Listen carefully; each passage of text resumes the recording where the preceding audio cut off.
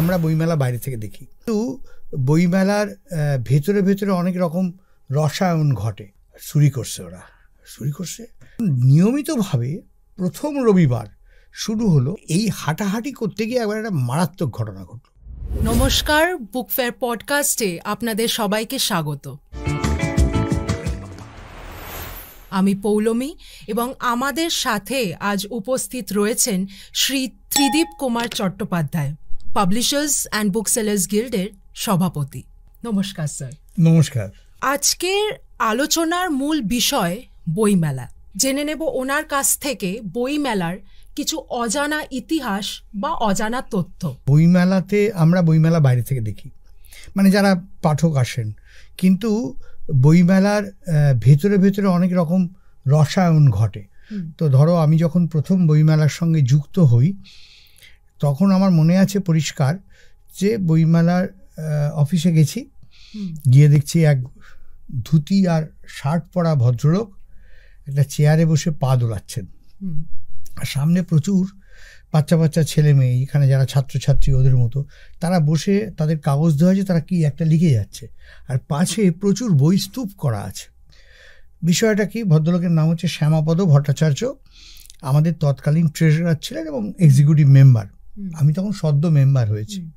হ্যাঁ দাদা, এটা কী ব্যাপার?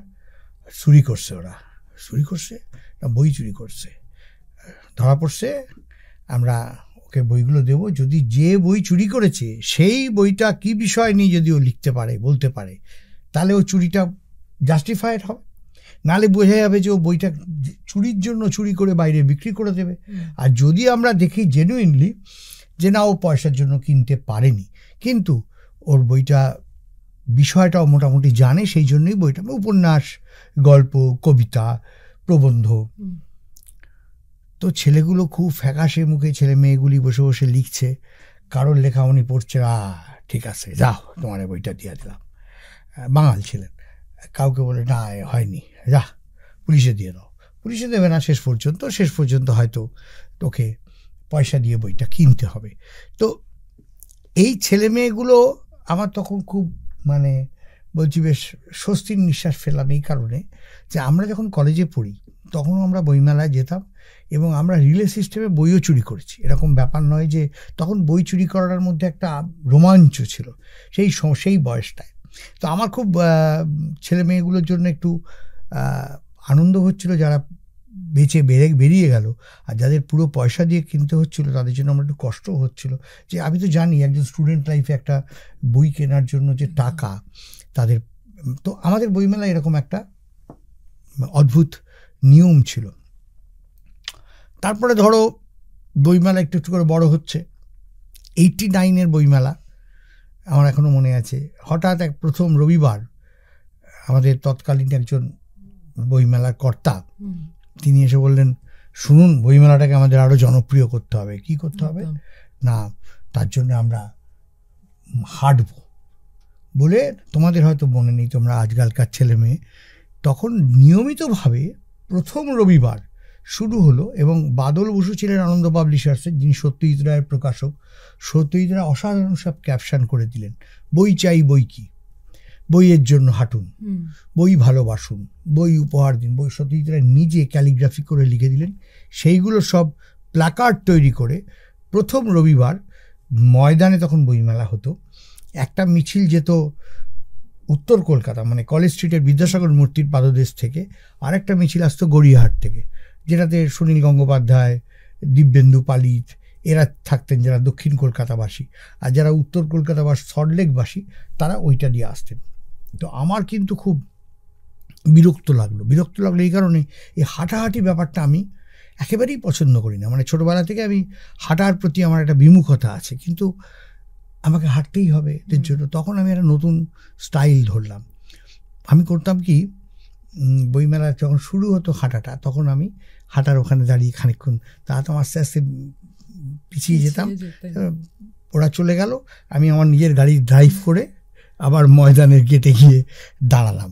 তো এই হাঁটাহাঁটি করতে গিয়ে একবার একটা মারাত্মক ঘটনা ঘটলো। মারাত্মক ঘটনা হচ্ছে যে, সেবারে আমাদের এই হাঁটলে যেটা নিয়ম ছিল যে, যারা হাঁটবেন, বাইরের মানুষ হাঁটতেন, তো তখন বইমেলায় টিকিট ছিল, তো হাঁটলে ওই টিকিটটা ফ্রি হয়ে যেত, একটা কার্ড দিত, প্রত্যেকের কার্ড বা ব্যাচ তার বুকে লাগানো থাকতো, ওইটা নিয়ে বাকি বইমেলার দিনগুলো সে ফ্রি যাবে, যেতে আসতে পারবে উইথ ফ্যামিলি। একই সঙ্গে তাদেরকে রুটি, কলা, ডিম সিদ্ধ আর কোল্ড ড্রিঙ্কসের একটা করে ছোট করে বোতল দেওয়া হতো। তো এটা ছিল উপরই পাওনা। তো এই লোভে প্রচুর লোক জড়ো হতো। তো একবারে খুব প্রথমবারের দ্বিতীয়বার না তৃতীয়বার প্রচুর হয়েছে, পাবলিসিটি হয়েছে, প্রচার হয়েছে খুব, যে আমরা হাঁটবে, এখানে আসছেন সুনীল গঙ্গোপাধ্যায়, এই মিছিলে থাকবেন নীরেন্দ্রনাথ চক্রবর্তী, সে প্রচুর লোক ভিড় হয়েছে। এবারে আমি যখন কলেজ স্ট্রিটের মিছিলটায় যাচ্ছি, আমি ভাবছি কালকে রাত্রিবেলা তো কথা হলো 1000 করে, দুটো জায়গার জন্য 1000 করে প্যাকেট, 2000 ডিম, দুটো করে কলা হলে 2000 কলা, পাউরুটি, কোল্ড ড্রিঙ্কস, এগুলো সব হিসেব হয়েছে। কিন্তু এ তো দেখছি হাজার হাজার মানুষ যোগ দিচ্ছে। আমার তো ঘাম বেরিয়ে গেছে, আমি তো ঘামতে ঘামতে মেলার মাঠে গিয়ে পৌঁছেছি। এবার আমাদের তখন ট্রেজারার ছিলেন প্রবীর মজুমদার, দেব সাহিত্য কুটিরের একজন প্রবাদ প্রতিম প্রকাশকও বটে, আর প্রচণ্ড বুদ্ধি ধরেন, চার্টার অ্যাকাউন্টেন্ট ছিলেন। তো প্রবীরদা কাছে আমরা যাব, যে এইখান থেকে বিপদ থেকে মুক্ত হব কি করে, কারণ ততক্ষণে আমি দেখছি খুব কমপক্ষে কলেজ স্ট্রিট থেকে 1004 আর দক্ষিণ কলকাতা থেকে 1005 লোক এসছে। রবিবার 11:30-12টা প্রায় বাজে, বাজার বন্ধ হয়ে গেছে, কোথায় পাবো? এরকম একটা যখন পরিস্থিতি, প্রবীরদাকে পাওয়া যাচ্ছে না, পাগলের মতো খুঁজছি প্রবীরদা, কোথায় প্রবীরদা, কোথায় প্রবীরদা।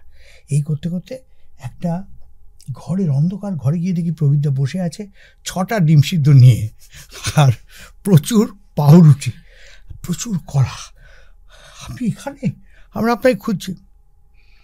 দেখো, তিষ্ঠ একটু শান্ত হয়ে বসো, পেটে খেলে পিঠে সয়, কারণ একটু পরে তো মার খেতে হবে, লোক যারা ঢুকেছে তারা খাবার না পেলে ভাঙচুর করবে, সেই জন্য আমি শক্তি নিচ্ছি। তা আমি শক্তি নিচ্ছি না, কিন্তু আমাকে বলুন, ওরা তো বাইরে দাঁড়িয়ে আছে লোকে লাইন দিয়ে, ব্যাচ না হয় আমরা বলবো যে ঠিক আছে তোমাকে আজকে কুপন দিয়ে দিলাম, কালকে এসে তুমি ব্যাচ নিয়ে তোমার ব্যাচ তৈরি করতে দিচ্ছি, ওরা মেনে নেবে। কিন্তু পাউরুটি, কলা, ডিম সিদ্ধ তো কালকে দিতে পারবো না। হ্যাঁ ঠিক, আবার দুটো কলা কপ কপ কপ করে দুটো কলা খেলো। আর কাজ করো, তোমার গাড়ি আছে? হ্যাঁ আমার আছে। আরেকজন ছিল সুব্রত দত্তগুপ্ত। সুব্রত, তুমি শোনো, সুধাংশুকে তোমরা চেনো, সুধাংশু তুমি মিছিলের সামনে দাঁড়িয়ে পড়ো, দাঁড়িয়ে পড়ে সবাইকে হাত জোর করে বলো আপনাদের সবাইকে স্বাগত, আমরা আপনাদেরকে আস্তে আস্তে দেবো, এবার তুমি ওটাকে ঝুলিয়ে দাও, যতটা পারো স্লো করে দাও দেওয়াটা। আর ত্রিদীপ, তুমি গাড়িটা নিয়ে এই সামনে এই যে রানী রাসমণির বাজার আছে ওইখানে গিয়ে যা পাবে, যে কটা কড়া পাবে নিয়ে নাও। আর সুব্রত, তুমি যত চা ডিমের দোকানগুলো আছে, চা টোস্টের দোকান আছে, ওখান থেকে যত পারো পাউরুটি তুলে নাও, সেগুলোকে এনে হাফ হাফ করে কাটো, কেটে দিয়ে দাও। এইভাবে সেবারে ম্যানেজ হয়েছিল। এরকম অজস্র ঘটনা।